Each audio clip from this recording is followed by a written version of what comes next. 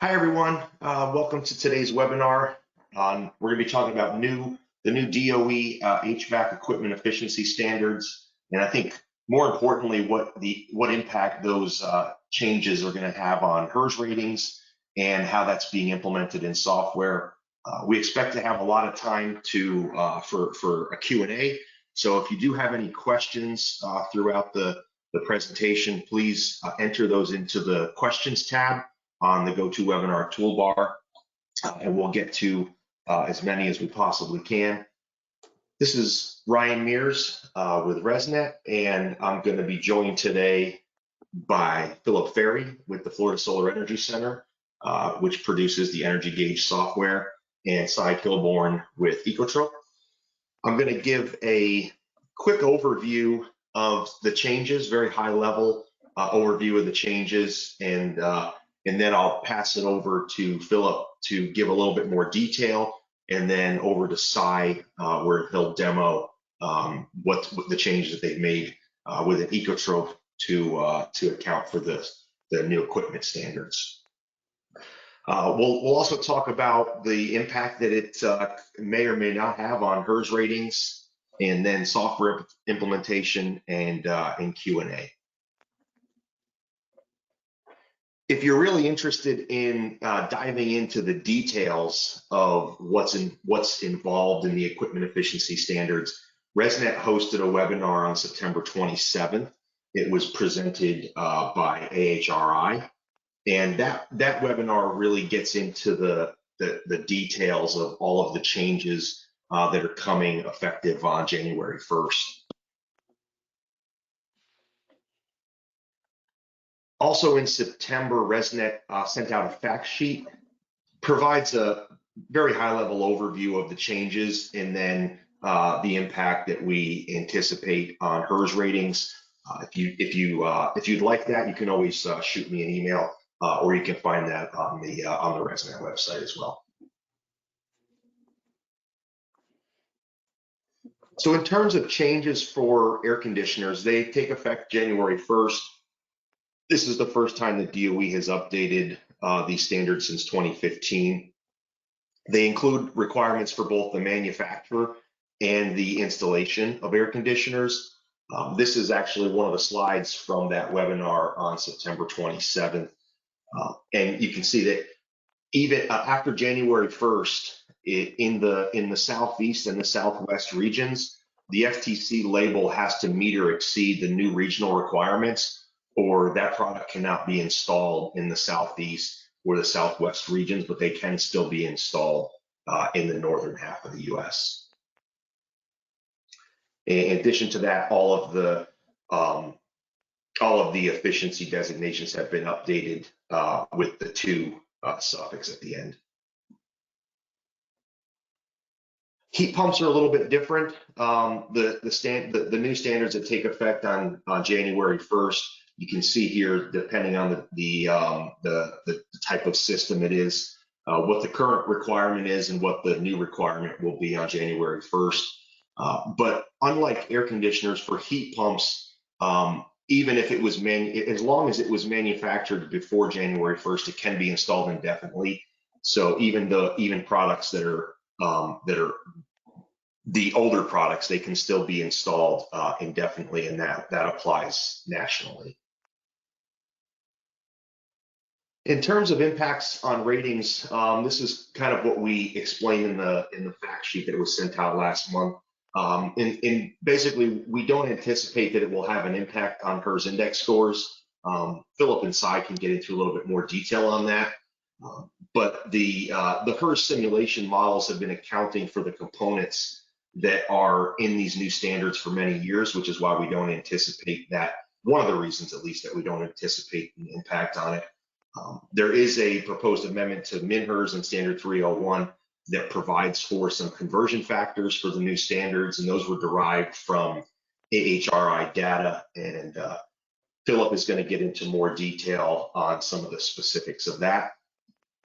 And with that, I'm going to go ahead and pass it over to Philip.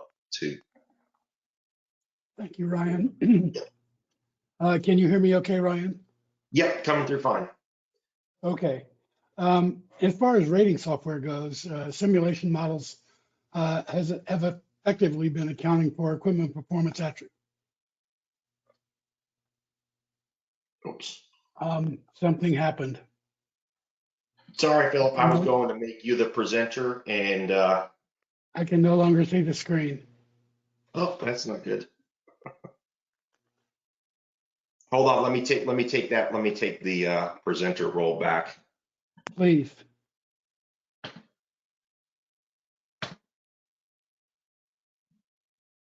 Thank you. Okay, You want to put it on the screen? just tell me when you want me to advance the slides and we'll go from there. Okay, I'll do that. Can you make that full screen? Oh, is it not on your side? Let me go ahead and reshare it. 1 second.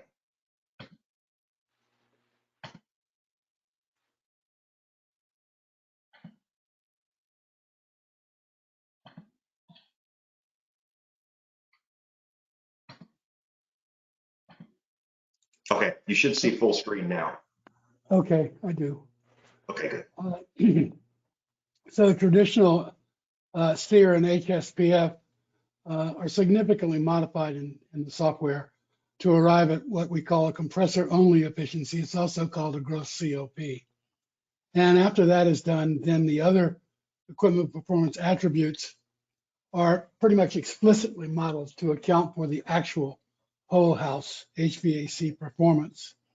And so they're dependent on the outdoor temperature conditions and the part load performance that's associated with the load on the building, the crankcase heater, and the defrost cycle. In addition to that, the new 810 standard and the requirements for HVAC grading essentially specify that a blower fan power of 0.58 watts per CFM is the default. And the indoor air coil airflow is also accounted for in models. And so basically everything that DOE changed in the manufacturing testing system for these HVAC systems was essentially already being accounted for in the way that SEER and HSPF were modified to a compressor-only efficiency, and then all these other attributes of the system were added back in so that the system models are pretty close to the actual operating COPs, HSPFs, SERs, or systems are probably closer to the SEER2 and the HSPF2 ratings than they are to the original SEER and HSPF ratings. So would you go to the next slide, please? Ryan? Yep. There you go. Didn't change. Oh, I think it's just a little slow catching up. It changed on my side. Okay. All right. So what has ResNet done? ResNet has put together a MINHERS Addendum 71 that attempts to specify exactly how these new ratings are going to be treated within ResNet. And so it says for heat pumps and air conditioners, the recent manufacturer's equipment performance ratings, HSPF2 and SEER2, these ratings shall be converted to HSPF and SEER values by dividing them by the conversion coefficients in table 44411. And if the type of equipment is not determined, the conversion shall default to the split system factors. All calculations, including equation 4.1-1A, shall use the values converted to SEER and HSPF. And so basically what is happening is that the software providers will be using essentially the HSPF and the SEER values that have been converted from the HSPF2 and the SEER2 values. in their calculations. And so under the hood, software is still going to effectively be using HSPF and SEER rather than HESPF2 and SEER2. But they're quite different. And so Ryan, would you, next slide, please? Yep, should be coming up. It's up. Okay, so the table that was referred to in the addendum 71 is repeated here. And so what we see, and the column labels are SEER2 divided by SEER and HSPF2 divided by HSPF. And so those are the values that you see in those columns are actually that ratio. And so if we take the SEER2 and we divide it by the SEER for a split system, we get 0.95. And for HSPF2 divided by HSPF for the split system, we get 0.85. And so in order to convert the HSPF2 and the SEER2 values to a SEER and an HSPF, we have to divide them by these conversion factors that you see on this chart. However, Addendum 71 received a number of negative public comments, and most of them were about this specific table. And there's been some additional work that has been done to look at these values with AHRI since they were originally proposed in Addendum 71. And the values that you see here were the initial values that AHRI had put out for the relationship between SEER2 and SEER and HSPF2 and HSPF.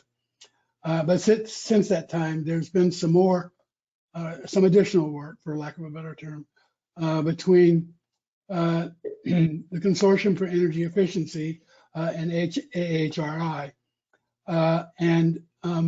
So the negative comments that were received on the values in table 4441, there's going to be an additional public comment period with revisions to that proposed standard. And so next slide, Ryan.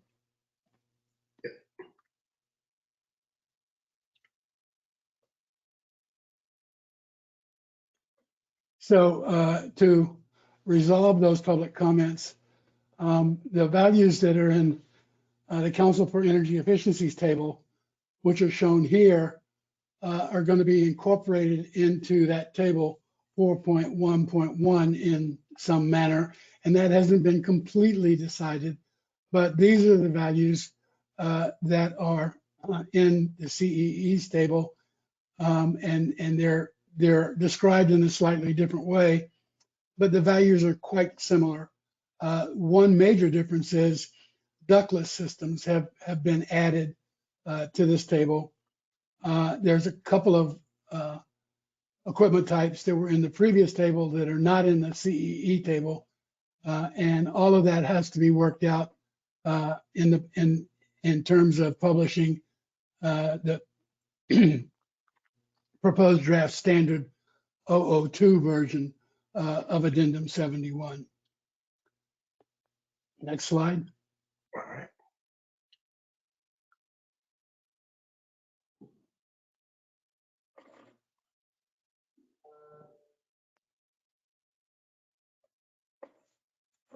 But all of that aside, basically entries to software, at least EnergyGate software, are going to be quite easy. Basically, users are going to specify whether the values they're entering are the SEER2 values or the SEER values, and all the calculations to convert one to the other are basically going to be done under the hood, and that's going to be the end of the story. And so with that, I will turn it back over to Ryan and hope that you have a million questions. Yeah, please do enter your questions in there. I'm going to now give it over to I'm going to go ahead and hand over controls to Cy so he can do a demo of what it looks like in EcoTrope.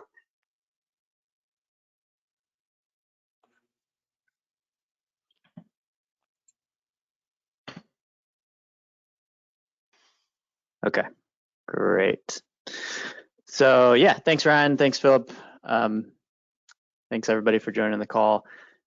As Philip described in Energy Gauge, EcoTrope inputs are going to be very similar in that we want to take a lot of this really all this complexity off of the user's plate.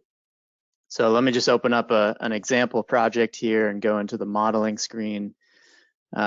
What you'll see in the mechanical section here as you edit a mechanical equipment component, whether it's an air conditioner or an air source heat pump, when you go to input the efficiency ratings for heating and cooling using HSPF or SEER, there is a drop down here where there didn't used to be, actually there did used to be before, but there's an additional item in the drop down that you'll notice, which is HSPF2. So as you're entering your efficiency, it's really important to make sure that you know whether you're entering an HSPF or an HSPF2, because those values will be different and will result in different ratings if you enter the same number. So all you'll need to do is flip between HSPF or HSPF2, whatever it is you're entering. Same for SEER and SEER2, and enter the number, and that's going to give you, it's going to do all the work behind the scenes to do that conversion that Philip had mentioned, and you'll see the proper HERS index as long as you just use the proper efficiency type from these drop downs. Also want to point out that in our help documentation, if you click that help button and you go to the HSPF2 section, you'll be able to access the ANSI 301 table, which we've just reproduced for convenience in our help documentation, so you can find it very easily. This is that same table that Philip had shown.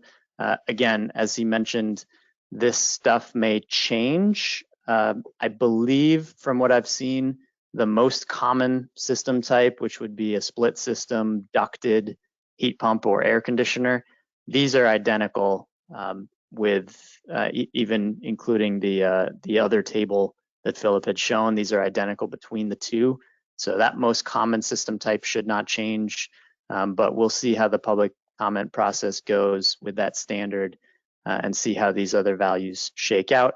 But either way, that's a change that would happen under the hood to the software to sort that out. And I just want to make really clear that if you are using the conversion, so if, you know, right here we have a system that's an 8 HSPF and 14 SEER, and you can see we've got a HERS index of 64. If we were to enter the equivalent HSPF2 and SEER2 of, let's see, I gotta pull up the numbers of what it would be.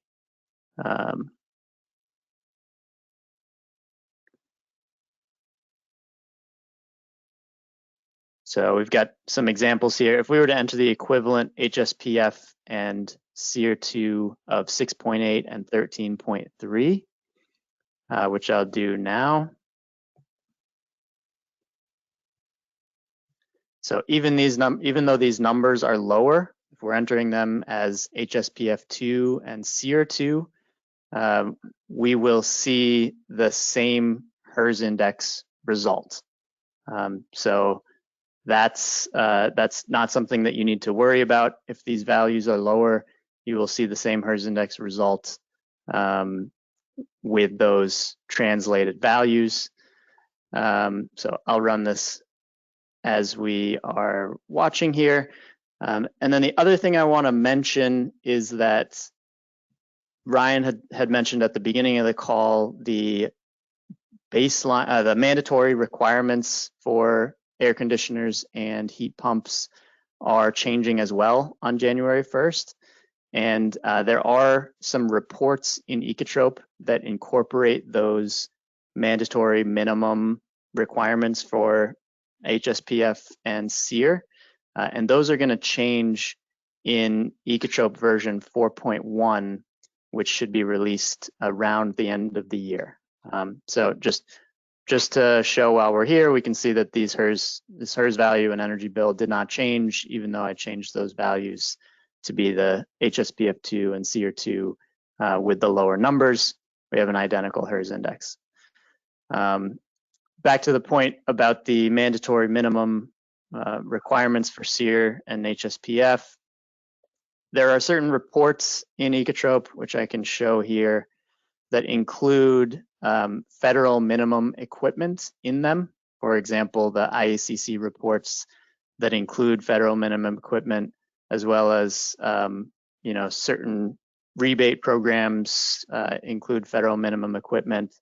So these reports, starting with version 4.1 of Ecotrope, which again is planned to be released at the end of the year, the federal minimum values that are used in these reports and these savings calculations will change from the old standards to the new standards. So you'll see savings values in these reports go down a little bit starting in version 4.1 because of that change to the minimum requirements.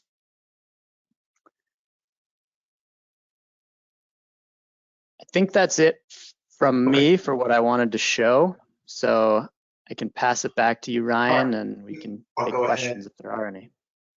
Yep, I'll go ahead and take the controls back and see if there's any questions.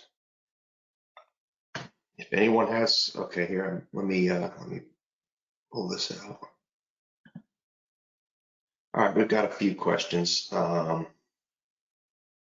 First one, why wasn't there an EER conversion not used in HERS ratings? Why wasn't the EAR conversion not used in HERS ratings?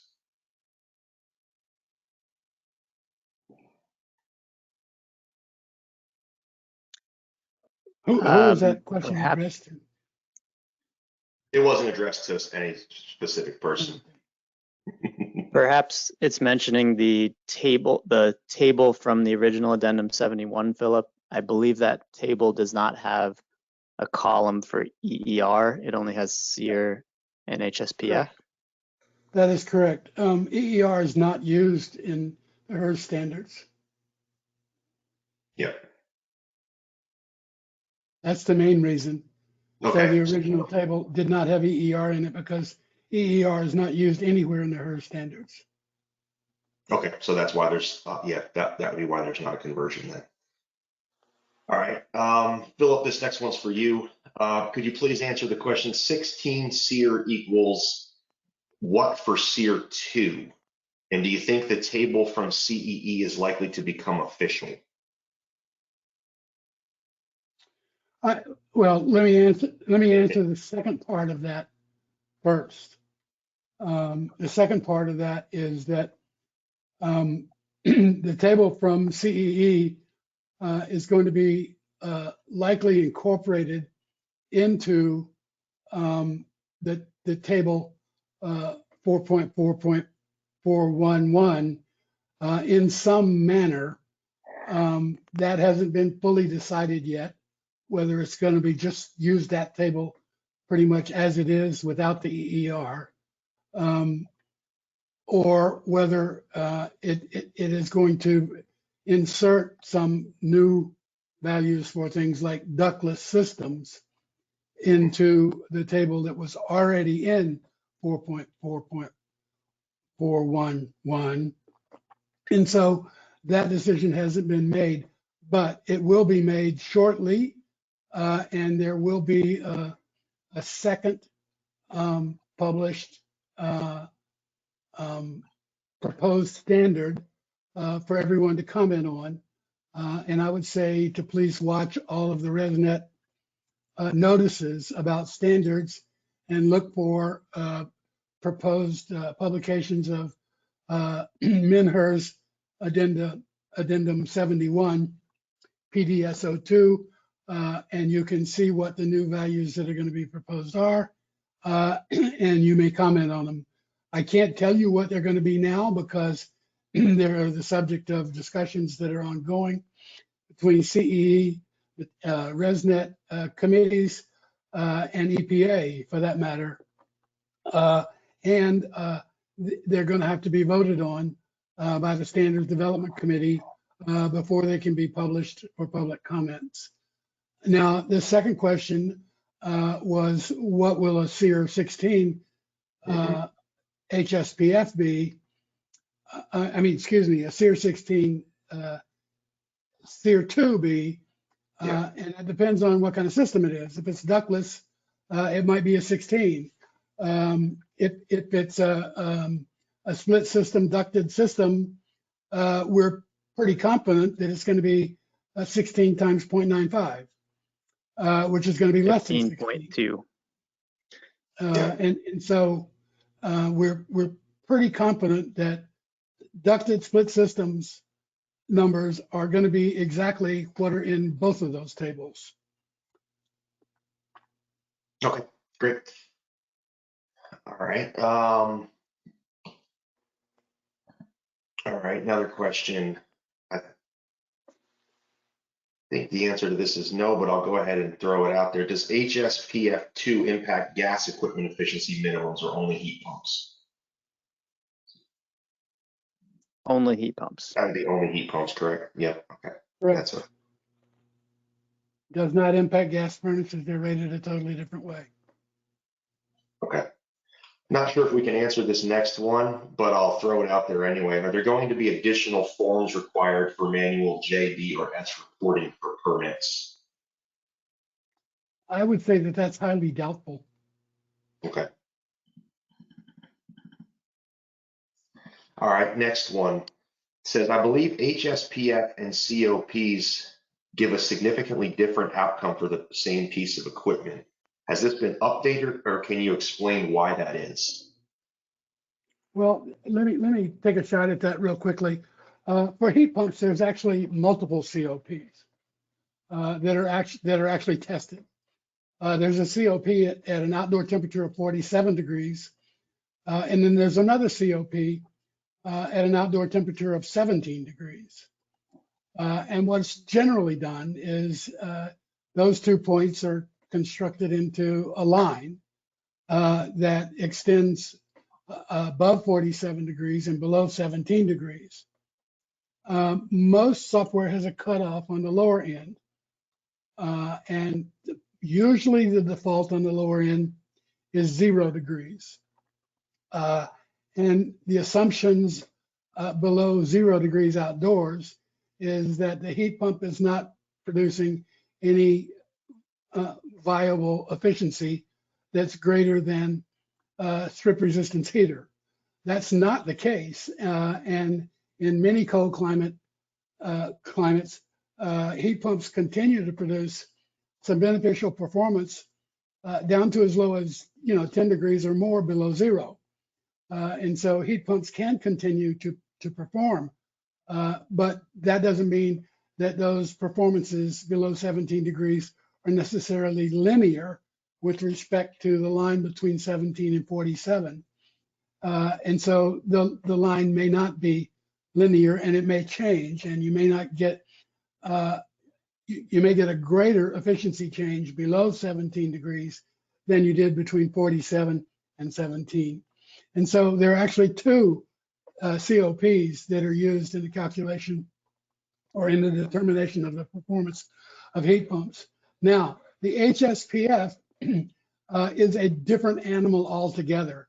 Basically, the HSPF is the anticipated performance of the system in climate zone 4, essentially in Louisville, Kentucky.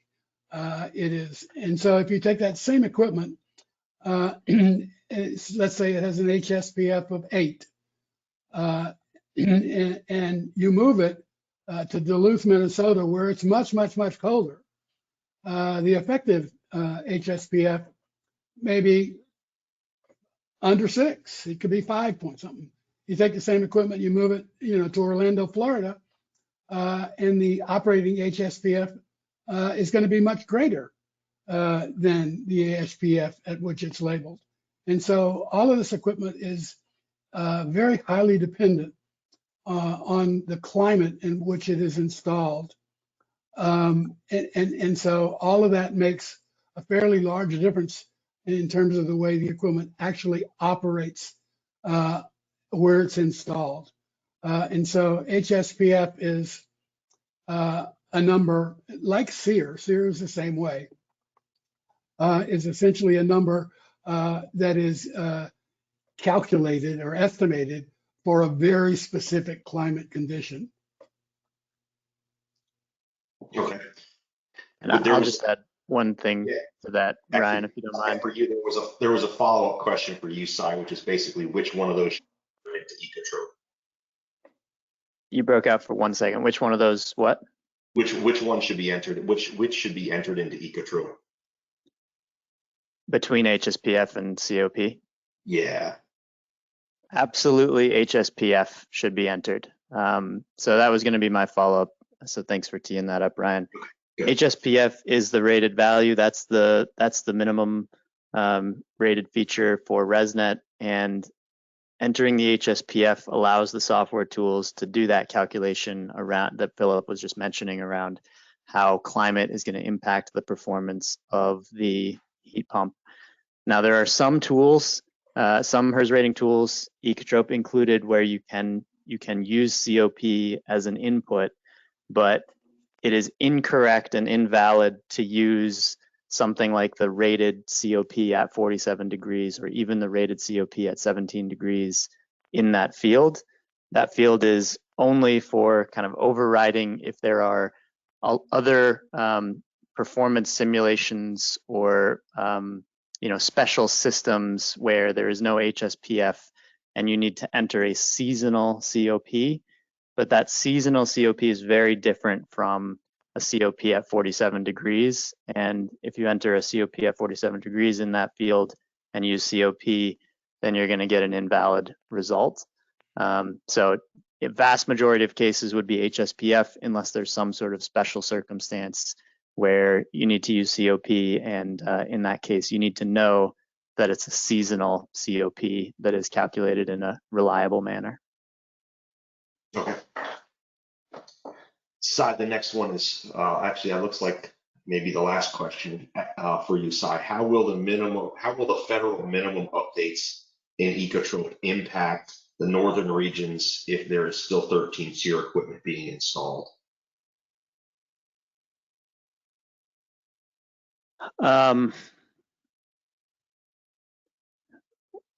Well, the federal minimum requirements are going to go up, which I haven't looked at the map in a while, but I believe everywhere. Actually, Ryan, maybe you could pull up that slide. Did you have a map on one of those slides? I don't think it was the. Let me go. I did have a couple of maps. Let me see what I can find here.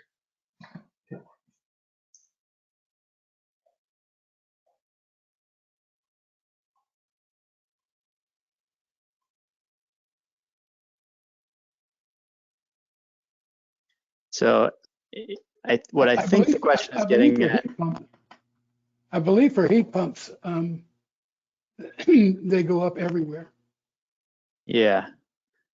So assuming that that's correct, which I thought was the case, then it doesn't matter if there are somehow older systems being installed, perhaps because they're still in distributor warehouses and somehow exempt from the requirements for some grace period. Then because the federal minimum requirements have gone up, they will still go up in the reports in Ecotrope. Okay. Oh, got one more question just came in. It's going to be for you, Philip. For Energy Gauge, are there going to be different options as like in Ecotrope?